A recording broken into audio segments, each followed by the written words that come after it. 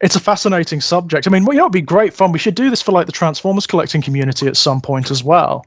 Well, weirdly enough, I've got hopefully another interview to do today with a YouTuber called Jessie Gender, who's a transgender Star Trek channel, and she often does a lot of cross-examination between bigotry and sort of things like that. It's also like a trans activist. So I reached out to her and said, "Do you want to take part in this in terms of Star Trek?" And she said yes.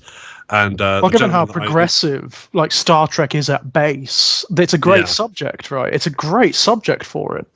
And also, there's a gentleman I've been doing interviews with called Sean Ferrick from the Trek Culture channel, and I wanted to get him on board as well. So I'm interviewing him on the 26th. Excellent, that's superb. I mean, it's Trek has never been my thing. I've never really got into it, but it is I've always been fascinated by just how Gene Roddenberry got away with it. At the time he got away with it, I mean, how did he not get arrested? How did he not get brought up before the McCarthyite courts and whatnot? Being proclaimed as a communist or socialist or whatever. I suspect Lucille Ball might have had a certain hand to play in that, because it was her financing her studio, right? That put the money behind Star Trek in the first place. Right, so she had a degree of insulation, some protection, maybe. Yeah, she carried some clout even back then. So yeah, it's amazing how progressive it is. It's why I always find when the present day Star Trek fans who are as a movement, are problematic to say the least. But every fandom has that every issue. Fandom has it. Yes, it does. You're absolutely right. You are absolutely right. It's unfair to sort of condemn the entire movement. That's not totally unfair. But there is a very vocal contingent in the Star Trek community, and it's one of those things where I'm like, I don't even proclaim to be a fan of the show, but are we watching the same thing? Is some sort of Mandela effect thing occurring here, where you've actually watched a different show from a different reality? Because this is one of the things I'm going to put to Jesse and Sean when I get to it, because I wanted to interview them both on the same day, get them on a three-way conversation, but I couldn't get the schedules to line up. It's bizarre, isn't it? I mean, you watch the original show, and it's like it's so progressive for the era and the culture in which it occurred. It's like reading Ursula K. Le Guin, I mean, it light years ahead in terms of fiction, of what's going on, certainly in science fiction at the time. And then if you look at when it grew into sort of the next generation, some of the subjects that covered, Deep Space Nine, Voyager, even leading up to modern shows like Strange New Worlds, which takes place about 10 years before Kirk. Yeah. And the diverse crew that they've got on the Enterprise there, it's everything is just hitting the same course. Anyway, ladies and gentlemen, it occurred to me that I should have actually introduced this. Hello, welcome to another. Oh, that happens all the time. To be honest, have you ever seen? Happens all the time. Honestly, have you ever seen the Fluff and Hammer? The Warhammer one I do with Adam Nicol. Very, very occasionally. It goes on. Usually, the base format, insofar as there is such a thing for this, is that we talk for about 20 minutes to an hour, and then he ends up introducing us. That's normally how it happens. Well, I managed to get this one down to about 3 minutes 47 seconds. So welcome to another episode of Conversations with Kang. This is a bit of a special one. I'm joined by George Daniel Lay. Thank you so much for joining me on this one. Oh, pleasure, man. Pleasure. And I'll give the audience a bit of a context of what this is about. So as many of you will know, unless you lived under a rock, June is Pride Month.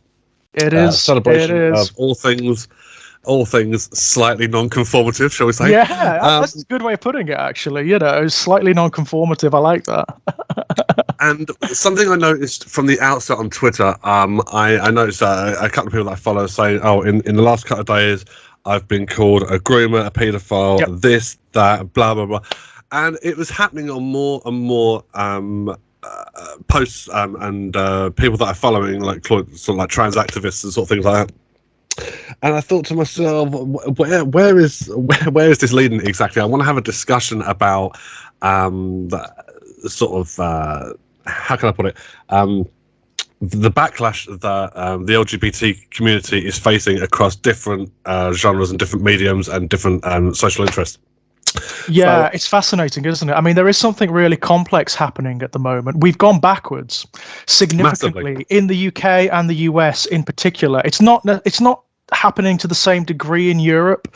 In fact, the LGBTQ rights are actually progressing quite nicely in most of Europe. There are obviously exceptions, but for the most part, countries like Spain, like Greece, like France, Germany, it's progressing really nicely. You can see a clear path of progression from say the 1980s right up to the present day. Here in the UK, it's largely because of the anti-trans movement.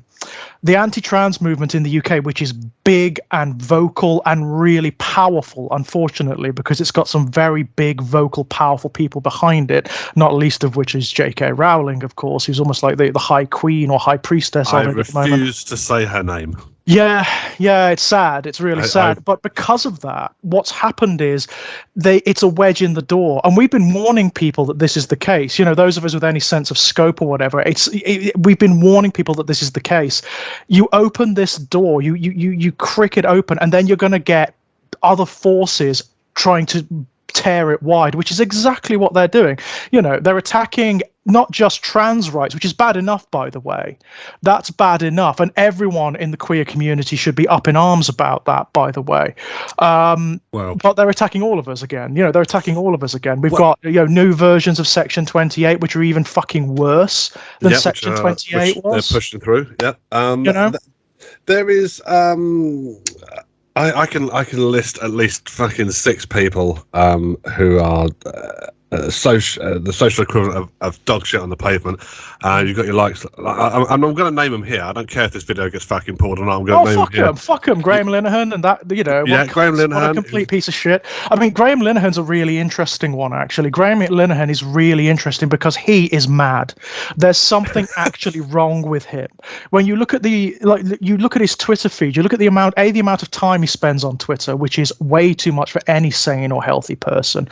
You look at his background. He's got nothing left. He's actually a really good poster boy for this. There is this phenomena that's happening at the moment where people start with what they consider to be sincere concerns about sort of gender identity and social inclusion, the significance for women and for women's spaces and all that kind of thing. Sincere concerns. It's always the toilets, isn't it? It's the pipeline from that to outright fucking lunatic fascism is a vertical shoot. Well, I tell you, one of the things that prompted this series of videos from me was a post that I saw on, because I've got Graham Linehan blocked. Me too. I mean, I think the last thing I said to him, the last thing I tried to say to him, which of course you can't talk to people like Graham Linehan, there's no point, but it may have reached someone in his audience, is, can't you see, do you have no introspection at all? Do you have no insight at all? You've lost everything. You've lost everything. You've lost your wife. You've lost your child. And he has no contact with them, by the way. No, I believe that. Is really weird, isn't it? Because even in circumstances where there is an abusive relationship, it's very rarely absolute zero contact, And that makes me wonder what the real situation is. I would love to talk to his wife or his daughter. I absolutely would, because I think there's some shit there. I think there's some real shit there. But he's lost that. He's lost his entire career. Everyone who supported him. And this, bearing in mind, this is the guy who made Father Ted, right? Well, in the 1990s, he was high comedy royalty in this country. This is something I might want to come on to later on, is he is a fantastic example of, can you separate, I mean, a bit like Kevin Spacey, can you separate the art from the artist? It's an interesting, I mean, that's a really thorny issue, separating the art from the artist. It's a really thorny issue. Are you supporting them by consuming the art? Are you giving them money and social approbation by consuming the art? I would say in many instances you are.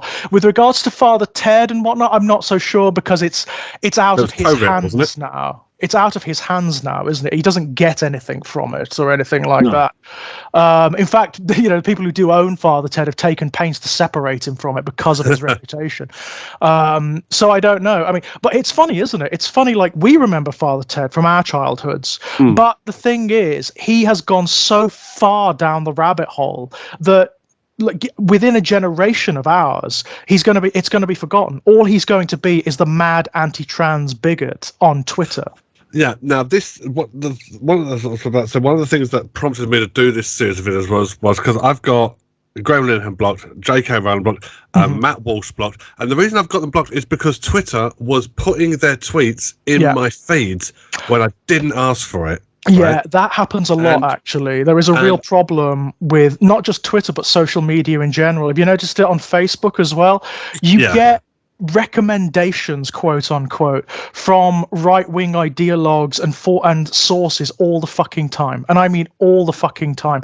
You know, you get Jordan Peterson coming up, or you get Ben Shapiro coming up. And the only reason I would ever reference these arseholes is to combat them, you know, is to call them for the frauds and shysters they actually are. Yeah. Now, I blocked them because I was like, I cannot stomach, and maybe this is partly my fault because I was looking at it going, I cannot stomach looking at this vitriol and bile. Yeah. However, I do appreciate that by blocking them, I don't see it. Therefore, it takes me out of it, whereas a lot of people are still subjected to it. So I'm toying with unblocking them. However, one that cropped up in my feed, again, that I didn't fucking ask for, which prompted this whole conversation from me, was Lawrence fucking Fox. Oh, God. I mean, Lawrence Fox is a really interesting one because he's a very particular kind of British, like very particularly British prick. He's like Katie Hopkins or Nigel Farage in the sense that he doesn't actually believe in anything. He is vacuous and empty. He doesn't believe a word of what he says. He's a narcissist, right? Yeah. All he cares about, because he's so talentless and has failed at everything he's ever attempted. And I mean that. That's not just bile. I mean, everything he has touched has turned to shit, right? He's a bad actor. He's a bad singer-songwriter. He's just bad at everything. Bad husband, bad father. Bad husband, bad father. He's bad at everything. And one of the waste bins in this culture for utter failures, for trash fire human beings, is right-wing flapping head, right? Yeah. It's the only place where they can go. And it's for people like him, they don't believe a word. They actually don't believe a word of anything they say. They just say the most inflammatory, divisive thing because they know there are hordes of brainless twats out there who will listen to them and prop them up. If it came to the point whereby it would be more beneficial to them to start spouting like left-wing ideology, then that's what they do. They actually don't have any sincere beliefs in anything at all. And I think that's what separates them from, say, Graham Linehan and from J.K. Rowling. Graham Linehan does believe what he's saying, but that makes him a fucking lunatic. You know, he is so... Yeah, but a lunatic can be far more dangerous. That's probably... I don't know. Like that. Who's that honestly, fucking... Honestly, I'm not sure which ones are more dangerous because people look at Graham Linehan and he is just a lunatic. I mean, he is just like, and going further and further and further, he becomes more unhinged by the day. My prediction for Graham Linehan, it's one of two things. He's either going to end, it's either going to be self-destruction. He's going to self-destruct so profoundly that he actually self-destructs, or he's going to be either actively or tangentially involved in something so horrible that he has no choice but to retreat, you know? What, you mean like some sort of protest terrorism or something like that? Yeah, that would be my guess, yeah. I mean, the problem with Linehan is the fact that he's got the stepping stone, like the back pedal of a platform. So people will say, "Oh, yeah, there's that fucking that case," but he's been seen at that Posey Parker's fucking rallies and sort of things like that, and she's got the platform. So if he seemed to be like sort of on the fringes of that, so he's not quite as redundant as he should be. No, it's definitely true. I mean, it's a sickness. It's actually a wider sickness outside of the debate on trans rights and whatnot. It's a wider sickness in British culture, which is we keep allowing not only ignoramite, people who know nothing about what they're talking about, by the way, but also actively hostile bigots and assholes, narcissists and psychopaths, platforms. We keep allowing them platforms in our media, in our culture, in our politics. It's like, well, what fucking qualification? There needs to be, in this culture, we need to have an entire reconsideration of what free speech actually means. There needs to be, especially if you have a large public platform, there needs to be a reconsideration of minimum standards for debate, right? Minimum fucking standards. You don't get to become an ideologue talking about something that you have no qualifications in, that you have no experience of, and you know nothing fucking about, right? That needs to be the minimum standards. And I don't care about your fucking free speech. It doesn't work like that. You don't get to talk about and have an immediate platform for any subject you fucking want. I use this example on Twitter. Let's say you stumble into a symposia of eminent neurosurgeons who've been doing the job for their entire fucking lives. You don't automatically sort of elbow your way up to the table and start spouting your ignorant fucking opinion. The only thing you can do in that situation is dilute the discourse. So what do you do if you are sane? If you are in any way considered, you turn around and you fuck off with good grace, right? Yeah. Now, Lawrence Fox's post that really irked me was spouted bullshit, a little bit of drool, blah, blah, blah. And right down the bottom there was 2 words, and I shared it on Facebook, and I'm surprised I didn't get my account suspended. And it was just 2 words at the bottom, right, which was "fuck pride." Yeah, it was something. Yeah. It was something about the. That's right. Don't expect me to go into your shops if you've got this banner sort of flying, blah, blah, blah. Now, I'm not going to agree with Lawrence Fox, right? But one thing I will say is I do find the latching on to pride for commercial value thing a little bit sickening. That's one of the problems that has become of pride. I mean, this is like a separate discussion, but this is actually this is a problem that does need to be discussed. What has happened with pride? It should at its most idealized form. And by the way, it's more necessary now at the present than ever. Whether there is corporate backing, whether there is sort of like a business angle or not, it is more necessary now than ever. That it has been in my lifetime. I would argue it's more necessary than it has ever been. However, one of the big problems is that it has become commodified, and the commodification of pride has wider ranging implications. It softens it, it cushions it, it takes away its teeth, dilutes it. It dilutes it, right? At its most ideal and at its most effective, pride is an organizing principle. It is a protest, right? That's what it was at the beginning. That's what it should be, and increasingly that's what we need it to be. Yeah. Well, you better be careful, otherwise they'll make pride illegal. Well, yeah, I mean, one of the there are lots of issues around it. Like there was a thing that was happening. I think it was last year or the year before. We had some pricks, who were having a go at like kink at Pride, for example, like kink communities at Pride. I can't take my kids to that. Well, don't bring your fucking kids then. Don't bring your kids. Yeah. Don't bring your fucking kids. This is at the root of the problem. Pride is our space. Okay. Pride is our space. Sorry, it doesn't belong to straight people. It doesn't belong to cisgender people. It belongs to us. It's one of the very few fucking spaces in culture that does. And if you don't like it, fuck off. Unless your child, who very well could be at 8 years old, acknowledges inherently what their sexuality is or whatever, don't bring your kid.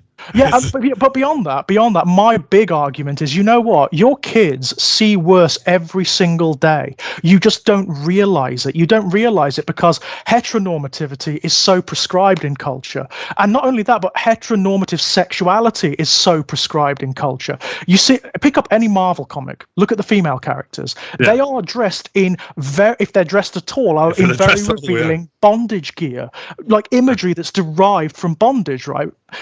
Look at any advert for, say, perfume or chocolate or whatever. There is often highly sexualized imagery in that stuff, in cartoons, in everything. You just don't realize it. You just don't realize because it's normalized. Yes. Now, I was having a conversation with somebody, I think it was Jen, a couple of weeks back, where we were talking about adverts that we may or may not remember. I said, I was talking to one of my work colleagues. I said, do you remember the milk tray adverts? Right. No. I said, don't remember. I said, the milk tray adverts was some fucking bullshit sort of stalker bastard. I said, who would hijack a helicopter, break into some woman's room while she's in the shower. I said, leave her a box of chocolates. I said, and then fuck off again. I said, that's not the creepiest thing in the world. Well, so I got to watch a few of these milk tray adverts, and she went, these aren't real. These are fucking real. Related to that, do you remember the Cadbury's Flake adverts? Yes, I mentioned that as well. I said the woman in the bath. I said she's eating the Cadbury. I said basically getting herself off to this chocolate bar. You have shorthand in those adverts for a woman orgasming. You get a close up on the eye that dilates, right?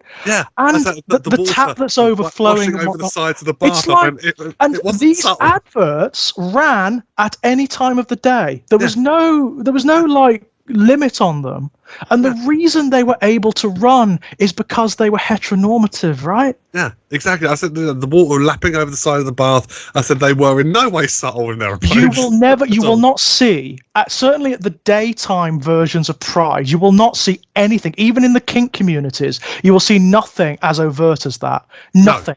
Absolutely nothing. So, if you're worried about what your kids see at Pride, you're gonna have to stop them from reading comic books, certainly superhero comic books. Yeah. You're gonna have to stop them watching the Marvel films because the costumes exist in those as well, as does the shorthand. You're gonna have to stop them watching the cartoons because it's all in those too. You're gonna have to stop them watching adverts because it's all over those as well. Wrestling, I mean, just so much. You're gonna have to like cushion your child from fucking everything if that's your concern. But let's be real. It's not the concern. It's not. No, it's not. This is the other thing. You need to look past the euphemisms, as you always do with these fucking arseholes. They never speak to you straight, ironically. They never speak straight because they know they can't. What they're really saying is, we prefer the queer people to be invisible again. We'd like them to go back in the fucking closet, not talk about it, and ideally just die somewhere. That would be ideal. When you extrapolate it to its ultimate implications, it is a genocidal argument. They don't like it put that way because very often they don't even realize that that's the case. They're that fucking thick. They don't consider anything that comes out of their mouths. They don't realize that that is the ultimate implication, but it is. Whether they know it or not, whether they like it or not, that is the truth. And it comes back to those two words from Fox's thread. Fuck Pride. And it caught me unawares because, as you know, this is me we're talking about, and it takes almost an insurmountable amount of effort to offend me, right? Because fuck Pride is a way of saying it's that euphemism. It's a way of actually saying fuck queer people. Just fuck queer people. Let them all die. That's what I mean. The funny thing about Fox is he's not sincere. He doesn't believe that. That's the weird thing. He doesn't actually believe that, but he is aware of his audience, of the kind of worthless arsehole that follows Lawrence Fox. He is aware of how stupid they are. He is aware of how bigoted they are. And he knows that it's like Pavlov's dogs, right? It's like the ringing bell. He knows when he says shit like that, it stirs them up. And they are so stupid. They're so ill-considered that they don't understand that when they react, when they feel that sort of frisson, when he says stuff like that they're conditioned to, and that it's not a matter of truth. It's just what they feel. It's reinforcing something in them, Ironically, these are the same kind of arseholes who will talk about, identity politics. It's the very definition of identity politics, what they experience when they're listening to arseholes like Lawrence Fox. It's the very definition of it. I was reminded, and I think I out called him as such when I replied. I'm reminded of like the Quislings of the Second World War, and the sort of the people who would turn on others. Either in their own communities or not, in order to sort of secure their own existence and that. And you're seeing a lot of this in the LGB. In the queer community. I'm going to say LGB for now, even though it's not fully encompassing. You're seeing a lot of that in that community. Yeah, you are. You're absolutely under the right. Impression that if they fucking help gang up on the trans people, that these people aren't going to come for them afterwards. I look at it and think, you've got fucking short memories. Yes, you've got short memories, and also you're just accommodationist wankers, aren't you? These are the people they're the ones who say stuff like they're okay. They're not like those queers over there. The ones who are on Grindr all the time and are highly sexualized. Oh no, we're not like them. We're like you. We're like the straight people. Look, we're married. Look, we've got an adopted child. It's one of the problems actually that's come as a result of our general acceptance since the 1990s. It's the other side of the double-edged sword of things like like gay marriage coming through. Now, don't get me wrong, gay marriage, same-sex marriage should be absolutely a right. It should be a universal absolute right in every culture, right? It's just, insofar as I'm concerned, where there isn't obvious abuse or coercion or a victim, any dynamic of human beings should be allowed, and there should be a mechanism for it to facilitate it in society, because each individual relationship is its own thing, it's its own phenomenon, and people love and experience relationships in different ways. That's the way it is. But one of the double-edged swords of that, one of the problems with that is we have become like more sanitized. We have become, there is this almost like accommodationist movement from within the queer culture where people have started to act like straight people, and as though that's a good thing. It's like, no, it's not going to work. It's not going to work. You are still the queers, love. By our very nature, you are always going to be that. And it doesn't matter how much you accommodate, you're going to be on the trains along with the rest of us. Yeah. I mean, exactly that. I mean, the reason I say you people have got fucking short memories is because, they lived through Section 28. Yeah.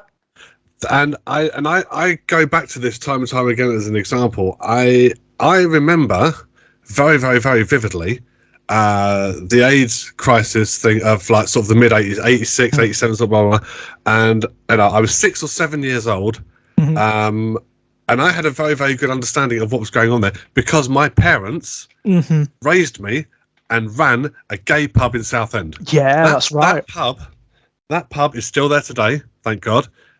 It's at the time Teddy Taylor, the Conservative MP, who was, I think he's dead now, thank God, who was a nasty, vile piece of shit, was actively trying to get the fucking pub shut down and that. And my parents and the brewery fucking fought back and they wiped the floor with them. Right? I think you'd have to ask my mum for details on that, but I think there was even like sort of rumblings in the national press. This fucking pub needs to be shut down, sort of blah blah, and then wipe the floor with them. And I remember the sort of scaremongering amongst the straight community, and that which obviously bullshit because you're talking about the gay disease and that. Well, why are you telling the straights about that then? If you honestly think it's a gay disease, why? What does it matter, right? Yeah, the great big black monolith in like sort of the dry ice falling down onto the floor and sort of. And I remember all this, and I'm thinking to myself, I'm 43 now. I was 6 years old then, right? I remember this vividly. How come you cunts don't? Well, this is the funny thing, isn't it? I'm even younger than you. I was born in 1984, so I wasn't even sapient when this was happening, really. I knew nothing of it when I was a kid. I knew absolutely fuck all. But I know enough. I've actually gone and researched my own fucking history, and I know enough of the arguments that were being made back then in the popular press and from our enemies, the people who wanted us exterminated, to know that the exact same distortions and exaggerations and out-and-out bullshit are being used against trans people. Here's the funny thing. Before, like, the last half a decade, trans people weren't even an issue, were they? No. Isn't it funny, right? That's crept up, hasn't it? And the reason, like, it's not been an issue is because they're not.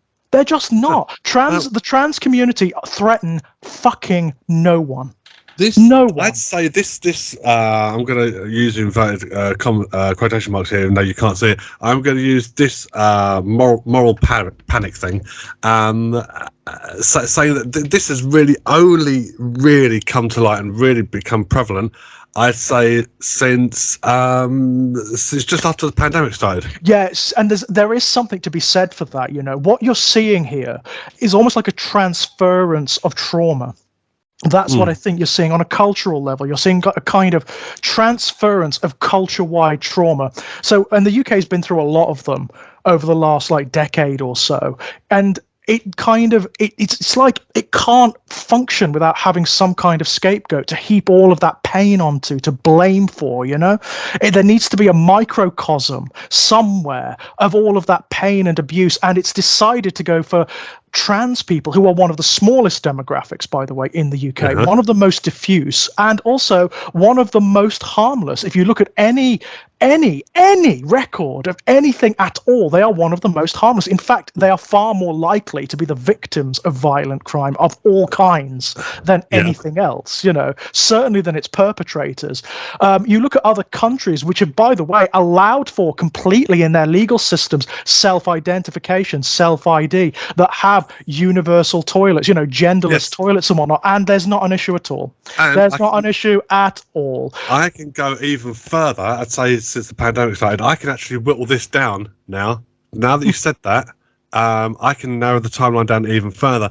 Is when the Scots decided to bring out that gender recognition bill. Yeah. Which was only in the last 12 months. Mm-hmm. In the last 12 months, things have fucking snowballed here. Yeah. And isn't it funny, all of the, these assholes, these movements that proclaim to be feminists, I say they proclaim to be feminists because they're fucking not. They've never read, it's very clear when you read like J.K. Rowling, for example, she's never read any of the original feminists. It's so fucking clear because not just part of the project of the original feminists, but the core of their project was liberating women from the shackles of their biology and anatomy, and no one represents that more clearly than trans women and trans men. Nobody represents that more. I'm just going to call out a slight amusing side of hypocrisy for J.K. Rowling there. The very same woman who is arguing about, women are women and men are men, you can't have one, is the same woman who pseudo wrote under the name of a man to try and sell her series of crime books, which weren't very, very well received. And when she turned around and went, actually, I wrote those, suddenly the sales fucking went up. Right, I've got even less fucking time for that hack. Right, I read the Harry Potter books. Yeah, they were all right for what they were. I don't think she was the fucking the second coming when it came to fucking literature. Definitely not. I mean, I will go to bat for this. When I was 19, before anybody knew, before she'd expressed anything about her transphobia or anything like that, I still hated the fucking Harry Potter books. I hated them from the very beginning, before it was fashionable. All right, before it was fashionable. You were the trendsetter. Absolutely. I remember having arguments at school with people because I was raised on fantasy. I'd read C.S. Lewis, I'd read Alan Garner, I'd read J.R. Tolkien, I'd read Ursula K. Le Guin, the Earthsea series. I was well steeped. I'd read Anne McCaffrey. I was well steeped in this stuff and mythology around that. So I remember reading the Harry Potter books because everyone was going nuts about them and thinking, what? Why are people like? They're fine. There's nothing like overtly wrong with them, but I've read this before. The notion of like the wizard school or the witches school where people go. There was a series in the 1980s called The Worst Witch, which was about exactly this. It was exactly this dynamic. And better, by the way. The Worst Witch is way, way better than Harry Potter and also has much more progressive and considered politics than Harry Potter does. I never got it. I never understood the phenomena of it. And I really hated elements of it. So I remember having an argument at school with people about how fascist those books are, which they fucking are. I mean, Harry grows up to be a cop. I mean, the wizarding equivalent of a cop. So, yeah, it's absolutely fascist. I remember having an argument with a girl in one of my history classes where we were talking about the whole thing with the elves, how they are a slave race in that book. They are a slave race. And Rowling outright uses the language and the arguments that slavers actually did in the real world, which is, they like being slaves. Yeah. It's like, are you fucking serious? Then you've got the very Jewish goblins in charge of the bank. Right. Are you fucking serious? But that's before you even get into her naming conventions, by the way. Whenever there's like an ethnic character, what's the black guy called? He's called like something Shacklebolt, isn't he? And it's like, are you fucking serious, Jake? Do you know what? I would have to go back and read them again. I'm really pleased they made me do that. There's the Irish kid. There's the Irish kid. His name is Seamus, and he blows things up. Yeah. And it's like, are you fucking kidding me? Okay. But anyway, we're getting off topic. We could go into like Harry Potter. Yeah, I mean, we can just draw a line under it. And I have done it before. I mean, like, just to get it out of the way, the big thing I hate about Harry Potter has got nothing to do with its politics. It's the way it treats magic. Insofar as I'm concerned, if there is magic in your mythology, then it should be, at its most ideal, at its essence, it's something to change the world with, right? It's necessarily miraculous. It's a suspension of reality or a perversion of reality. Rowling treats it like it's a toy for privileged kids. You know what I mean? One of the kids from Hogwarts, one of the reasonably gifted kids from Hogwarts, like Hermione, for example, could solve all of the problems that exist in the non-wizarding world on her own. She could turn desert into rainforest. She could, transform like wasteland into orchards, just like that, but they don't. Yeah, because it actually, I say it's outside of her politics. It's not. Actually, this does go back to J.K. Rowling's politics. She considers herself to be a liberal, although she is moving very, very far and very, very fast to the right, in the sense that she doesn't believe in systemic evil. Like liberals don't, centrists don't. She thinks that the systems are fine. It's bad people in the systems who are the problem. And that's what you get in Harry Potter. That's what you get expressed through Harry Potter. Oh, the systems are okay. Oh, there's nothing wrong with the wizarding world. It's just evil people in the wizarding world. No, there are fucking fundamental problems that you identify in your own work, but you just can't see them.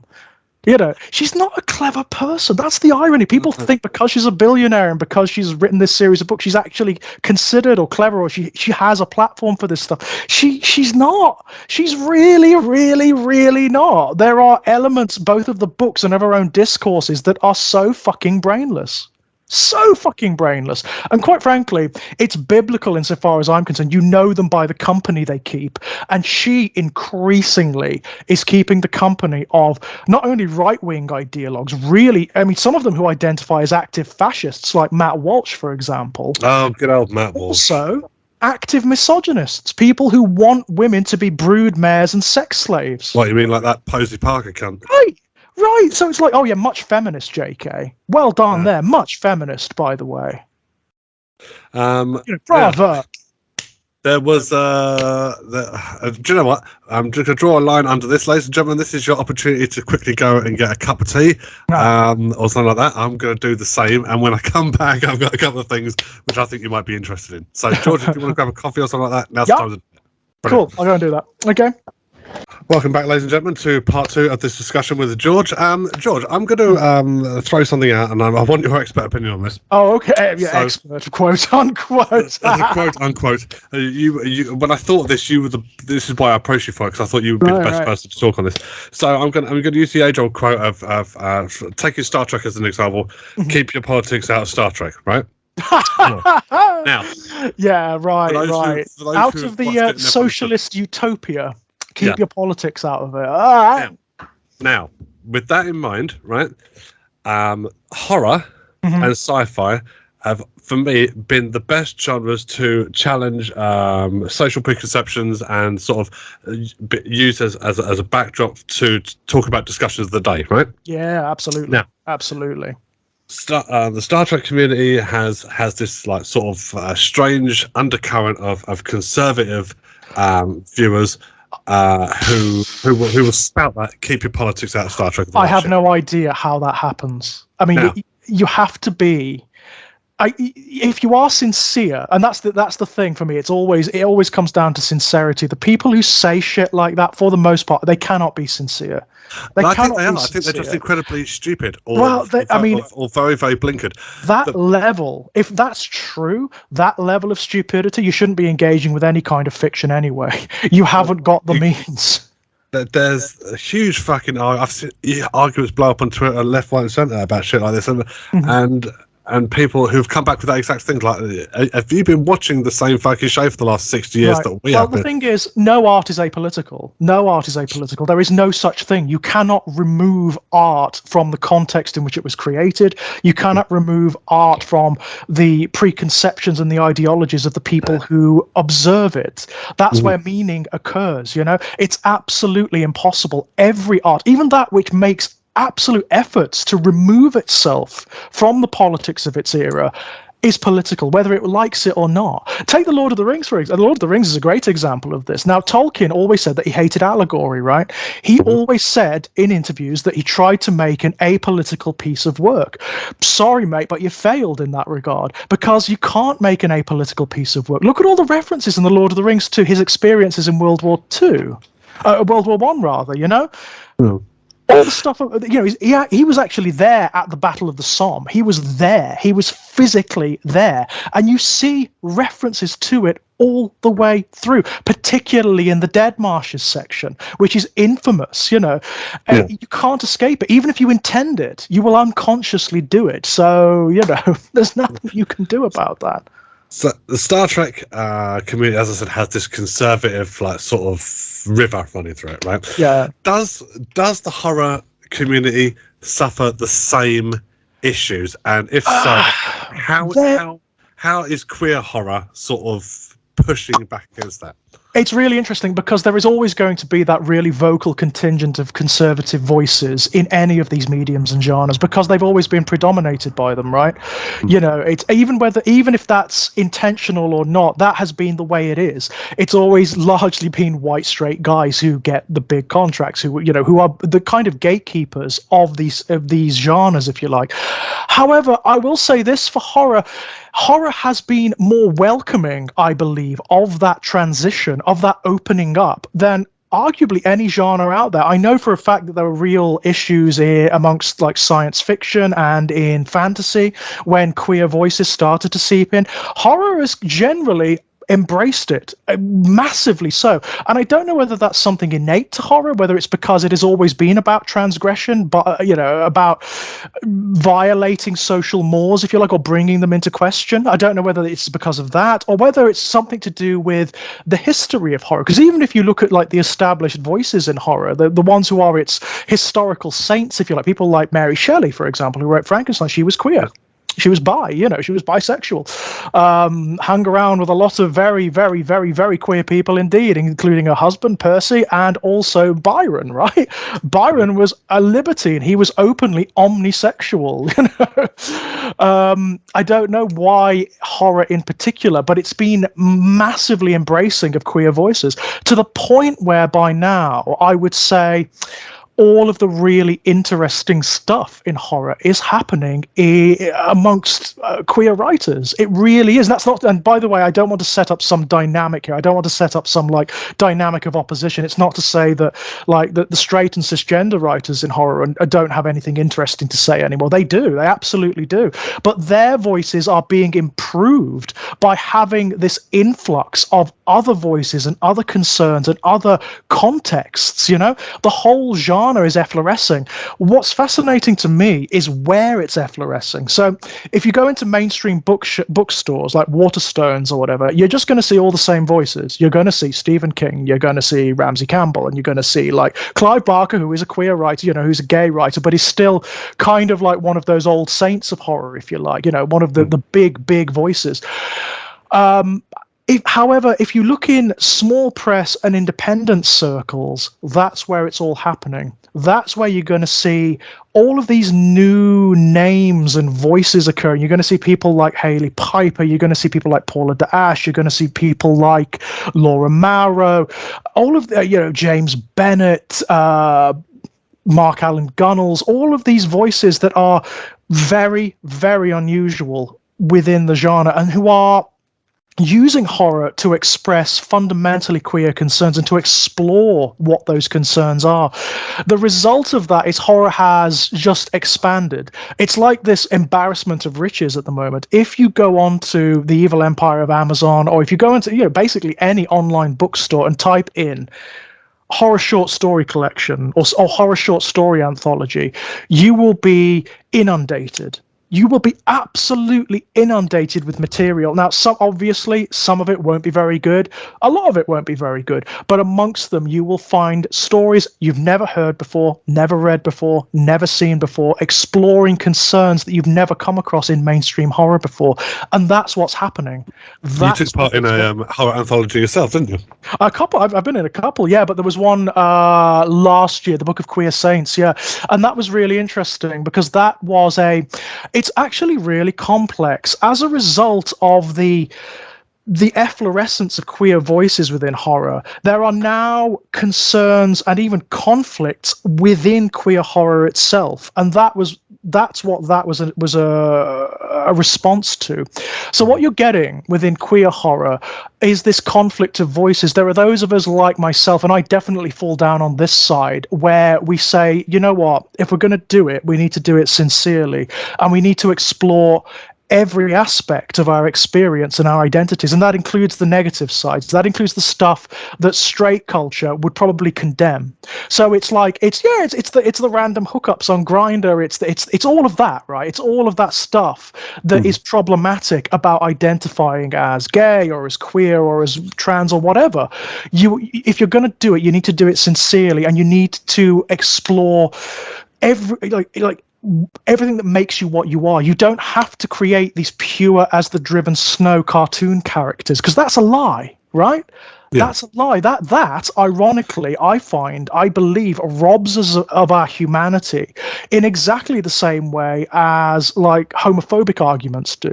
I think there's an internalized homophobia inherent when you have people from within our own community saying, "Oh, you're engaging in negative representation because you have these like gay characters, for example, who are hypersexualized, who sleep with a lot of people." It's like, well, yeah, we kind of do. Not all of us, but a lot of us do. This is our experience. If that's the writer's experience, then fuck off. The bottom line is fuck off. People can write what they like. They can write whatever they fucking like. You don't get to tell people. You don't get to finger wag. You actually don't get to tell people this is not your experience or this is what you should not be writing about. But that is actually happening as a result of so many queer voices just efflorescing across horror and across sci-fi now, by the way. There's a lot of really good queer sci-fi out there now. I read a short story collection a few years back called Brave Boy World, which is it's a collection of science fiction short stories authored by trans men. Okay. And it's fantastic. It's absolutely fantastic because it's using science fiction tropes and concepts to explore the identity of being trans or exploring the notion of gender identity itself. And that's brilliant. I mean, what better, right? What better? Yeah. I mean, horror has that element too, because obviously there are elements innate to horror where you can explore that. There are liminal entities within horror, things like vampires and werewolves and whatnot that are liminal by nature, right? That shift between states. It's all there. It's all innate. But it's a conflict that is arising within the queer community, within horror. And what I say to those who are sort of lambasting those of us for writing what they consider to be negative representation, because it's honest, because it explores the negative aspects or the less, not negative, no, that's the wrong word, the less salubrious aspects of being queer. What I would say is they are engaging in accommodationist, internalized homophobia, whether they know it or not. What they're saying actually underneath the concern is we should be dishonest so as to appease straight readers, and it's like no, sorry, no. I'm not excluding straight readers here. That is not the point, but it is not written for them. Yeah. I mean, do you think there's do you think that's the reason why sort of the conservative undercurrent hasn't embedded itself to that degree in horror as much as sci-fi has, because there's so much kickback, there's so much. I think it's difficult. I think I think it's very difficult for them to do so in horror because by its very nature it's transgressive, right? It's very, very hard. There is conservative horror, don't get me wrong, there definitely is right-wing horror out there. Interestingly, a lot of right-wing horror isn't created by right-wing people. I mean, take Halloween, for example, the first Halloween film made by John Carpenter, who is liberal as all get out, left-wing as all get out, but it is a very, very, very conservative right-wing horror film. Just is, and it doesn't mean that it's bad. It doesn't mean that it's bad at all. It just means that those are the concerns he was exploring in that piece of work. But it is, I would say, increasingly difficult to be right-wing in horror, and good. Fuck them. The more we can exclude those voices, the better, insofar as I'm concerned. And that's largely because they pervade so much of the rest of our discourses and our cultures and our politics and our systems. There need to be spaces where they are told to fuck off or be quiet. Yeah. And life is generally horrific enough. Yeah, absolutely. With the minute as it is. Yeah. It's a very, very strange mindset to have. It's something I've never. I want to understand it. I can dissect it easier. I find it very, very hard to spend more than 30 seconds on it without getting really, honestly, quite wound up. Well, I am so made that I cannot accommodate it. Rowan. Our mutual friend Rowan Fortune would have said of my short story collection, Strange Playgrounds. He said, George is. What were the words he used? He is fundamentally opposed to conservatism. He can't allow for it. It's like corrosive to him. And I'm like, yeah, that's true. I think conservatism is evil in and of itself. And I've had a lot of centrists and liberals and whatnot come to me and say, oh, well, you can't say that. Surely you just mean the extreme forms of right-wingism. I was like, no, I don't. I actually mean right-wing ideology, not just politics, but conservatism itself, I think, is evil. I think conservatism is actually a synonym for corrosion of humanity. And it seems to be doing it so well. Absolutely. And it's not like an unfounded bias or anything like that. It's because of when I was born, what I've lived through, and my identity, right? I was born, like yourself, into the heights of Thatcherism, right? We have seen nothing but the fucking evils of right-wing ideology through the Blair government, which was as right-wing as a Labour Party could possibly be, right? And through everything that's come after. And we have seen nothing but the decay that it fosters, the inhumanity, the corrosion of everything that could possibly be good, right? Yeah, that's exactly all we've seen. And we've seen nothing good come from it. Nothing. I mean, absolutely not one thing. There is nothing. If you are someone in this country, so over the last, it's been effectively a right-wing situation that we've been in since we were born. Since we were born, yeah. Since we were born. Name me one thing that those movements have done that's good, that's progressive, that's positive, that has actually made things better for humanity in that time. The aqueduct? The aqueduct.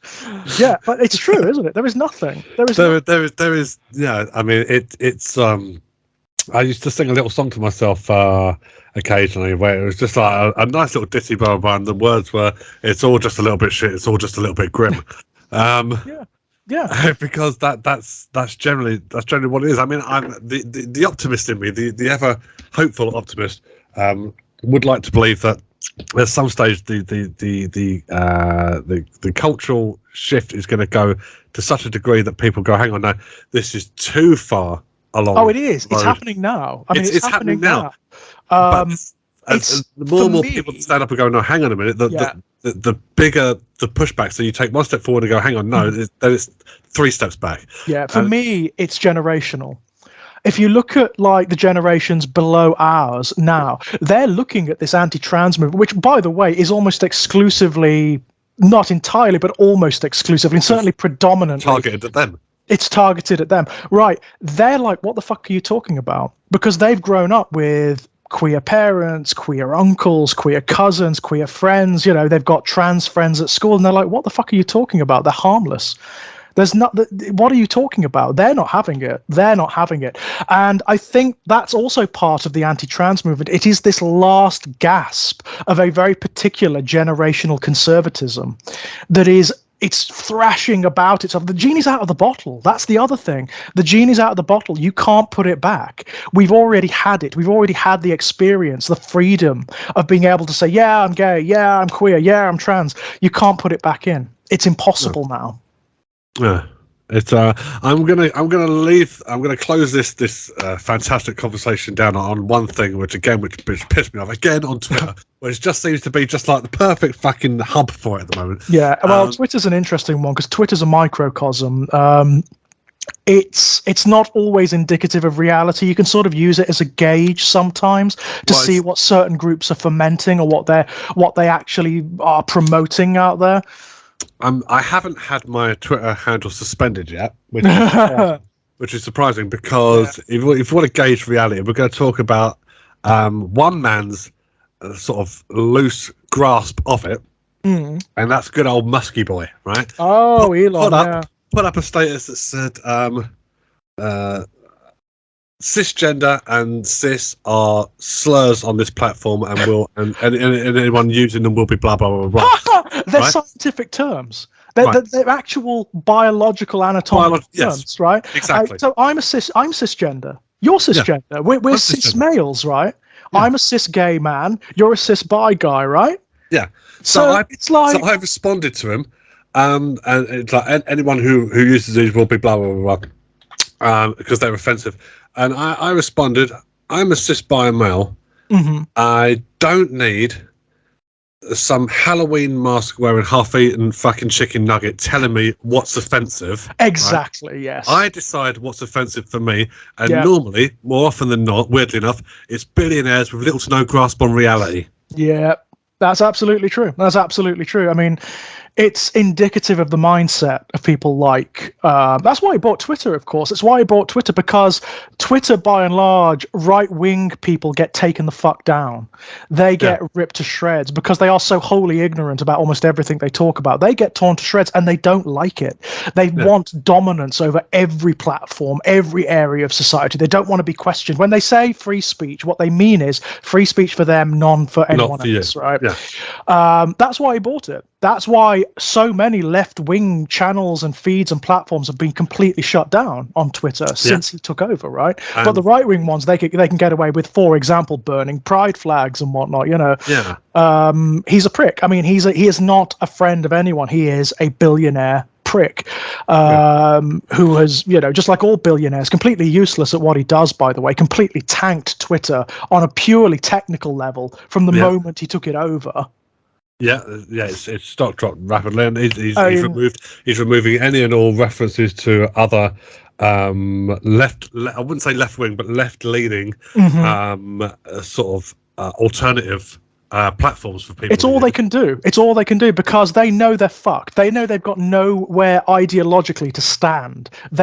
People like Elon were born to privilege. They fucked up everything they've touched because they've never had the experiences that actual people have that make them into better people, right? That make them transcend themselves. They've never had that because they've been cushioned and coddled from every fucking which way. They bought into the bullshit of the people around them who were being paid to say, oh, you're a genius. Oh, you're this. Oh, you're so wonderful. When in fact, they are ignoramai. They are big, spoiled brat children. Yeah, that's what they are. It's painful from the outside looking in. It's painful to watch. I mean, I see the daily abuse that trans activists like Katie Montgomery puts up with on a daily basis. On Twitter, and she's fantastic. She calls out every single one of them, shares their tweet and goes, "You're a fucking idiot." It's like sort of people who took a photo of hers and then photoshopped it so she's got a beard and like, this is what she really looks like. It's like, no, it's not. That's not what she looks like. But people trying to score points somehow by proving a point that's unproven. You can't make that point because it doesn't exist. I watch it going around in circles and I think to myself, I don't know how people are surviving. No, it's pretty amazing. I mean, like a lot of trans people aren't. That's the dirty, nasty thing. I mean, in this culture, and now they're in this talking country, about withholding or withdrawing medical care in this country as well. What it is genocide by the back door. Yeah, it's genocide by the back door. So many youth are going to die over this. They're going to die. They're going to be suicide rates are going to go through the roof. Yeah. And this on top whole of that, new thing about where you've got to, if you're not allowed to come out unless you have your parents' permission while you're at school. Any queer person who sees that and does not recoil in horror, and I mean absolute horror, is a fuckwit. Is an absolute fuckwit who knows nothing about our history, right? Parents, families, what this is going to do, it's going to destroy the lives of not just trans youth, it's going to destroy the lives of queer youth across the board. It absolutely is. As you know, I work in supported accommodation services for young people, right? And we take our referrals through the council, and it's we have like sort of different social groups come to us, blah, blah, blah. Services like mine are not set up to deal with the influx of people for the trans community who are going to be needing accommodation-based services because of laws coming into effect. Because of this, right? Because of this. There aren't enough emergency shelters. And then again, there aren't enough emergency shelters for women fleeing domestic violence. No. But there aren't shelters specifically set up for that. The infrastructure isn't there to accommodate the shitstorm that they're about to bring on, which obviously I can't help feeling is intentional. It's part of the point. It is a kind of stochastic genocide, isn't it? That's what they're going for. But it's as I say, generationally, this is going to come back on them. This is like the kids are all right by and large. They know about this shit. They know way more than their elders do. I can fucking tell you that much. And they are like, what the fuck is going on? Why? Yeah. What is this? This is nonsense, right? Yeah, we've seen it before. We saw it in the 80s. Before that, it was I guess the last major shift before that was when homosexuality was decriminalised. Yeah, right. And then it came around in the 80s, and it's come around again. And it's just like I don't think once you've had your trans assault, and then but bear in mind after this, give it another 10 years of constant fucking assault, it'll be like, oh yeah, the trans people are fine. Absolutely, yes. When it stops being profitable, right? When it stops being useful for certain movements, that's when it will stop, right? And people will wake up from this fever dream and realize, actually there was no problem in the beginning. You know, there was no problem at all. We knew there was no problem because we were experiencing life up to the point where people started making it a problem or promoting it as a problem, and we didn't notice anything, right? Hit a peak and then suddenly downhill again. And I give it another 25 years after that when they decide to start rallying around the next fucking problem. Whatever the next scapegoat is. Whatever the next scapegoat is going to be, I don't think we're going to survive it. I don't think... Because I'll be honest with you, people have only got so much patience. People have only got so much sort of fight in them before it wears you down, before it gets tiring. And I don't know that people have got it in them to go round once again on the same fucking merry-go-round. Well, this is part of the thing, isn't it? At this point, we should know. At this point, it's the emperor's new clothes, right? This is what the right always do, because they have nothing sincere, because they have no foundation from which to operate.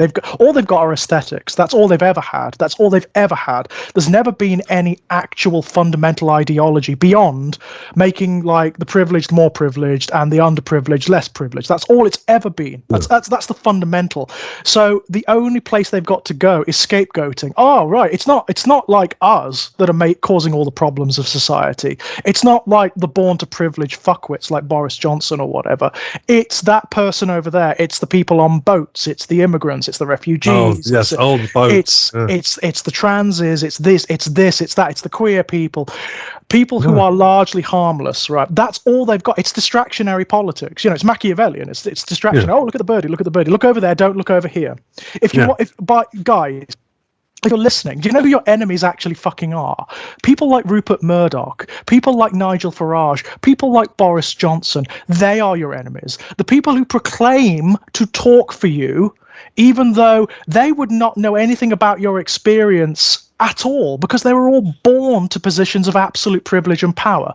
They are your enemies, and they are the ones you should be targeting. I mean, I could have it wrong, but it kind of feels like it swaps. It goes back and forth between race and then gender, politics, stroke sexuality. So the blacks, and the gays, then any demographic. Anyone from the Middle East, and then now it's the trans. So the next one, what do you reckon? The Inuits or something like that? It's hard to say, isn't it? I mean, it could be travelers. It could be that community. It could be. Yeah. It could be, but they will do it. I mean, because that's all they have. It's all they have. And when it's not fashionable or popular to do it to trans people anymore, they'll do it to someone else. Who will it be? They'll move away from the queer community. They'll know better by that point. They'll move away from the queer community. So my guess is it'll either be a religious minority or an ethnic minority or something like that, because of course obviously in the late 1990s, early 2000s, it was Muslims, wasn't it? Yeah, definitely in the 2000s. Yeah, I'd say it really ramped up thereabouts. So they need an enemy because that's all they've got. They haven't got anything real. There's nothing ideologically solid at all. There's just scapegoating and distraction. That's all they have, and they know, sadly, it's our fault. Collectively, it's our fault. You get the systems and the politics that you fucking deserve, quite frankly. We keep buying into it collectively. We keep buying into it, and we and not only that, we keep promoting it.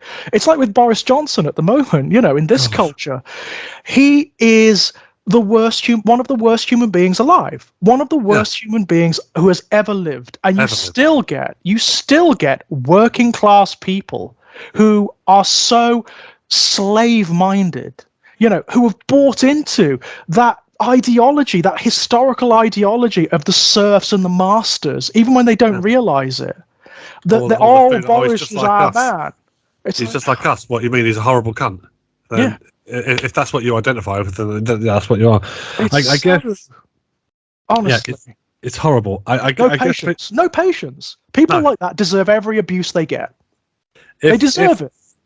Yeah, I will close this out by saying, ladies and gentlemen, if you're seeing something out there that doesn't sit right with you, challenge it. Yeah, challenge it. Because the more you stay silent, the more that these undercurrents of just like vitriol and violence are allowed to sort of spread. If you see something that doesn't sit right with you, challenge it. I think that's. Well, I don't know about you, Jer, but there was a time when I wouldn't have said boo to a goose. I was quite sort of No, I would have.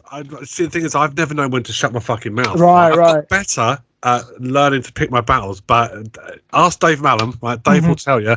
Right, that one of the reasons I got the shit kicked out of me so often at school was because I didn't know when to shut the fuck up. Right? Well, I've gone the other way. I was very demurring once upon a time, but that has changed.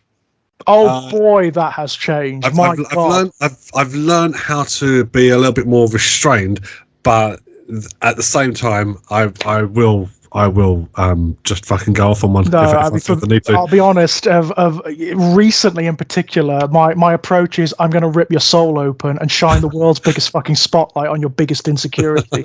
That's my approach to things. And it's for the first time in my life, I've actually had shrieking stand-up arguments with people, and they don't expect it.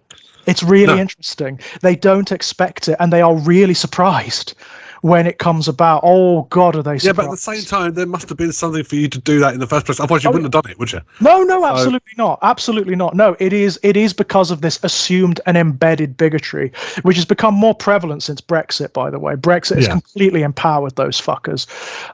They feel safer saying it to you and thinking that you're going to somehow facilitate that. And it's like, not at all. Oh, you've kicked the wrong hornet's nest there. Really sorry. Well, ladies and gentlemen, I don't know about you, George, but I've had a tremendous amount of fun with this one. Yeah, no, it's been great, man. It's been great. It's been a nice venting session in many respects. I'm looking, as I said, I might not do too much editing stills or anything like that, but I'm going to aim to get this out as quickly as possible. Do you mind if I put this up on my channel a little while after? You can put it up on your channel whenever you feel appropriate to do so. Brilliant, thank you, man. I'll wait for it to go up on yours first, and then I'll put a little after. Yeah. Okay, ladies and gentlemen, thank you so much for tuning in to this episode of Conversations with Kang, or if this is on George's channel, another episode of Strange Playgrounds. Yep, Strange Playgrounds. George, is there anything you want to let people know about, promote, or anything you've got going on at the moment? Oh yeah, sure. So as Jez already said, I have my own YouTube channel, ExaggeratedElegy, where we do video game let's plays and conversations like this. I'm currently doing with my good friends Elliot Chapman and Jack Graham. We are insanely. We are going through the Hannibal series, 2 episodes at a time, doing like dissections of them because we all just absolutely love that show to bits. Yeah, just absolutely. It's mad. It's mad. And it's mad. God damn it. There's plenty for like the bi and straight people on there too. You know, everybody's generally beautiful in that show. It seems everybody.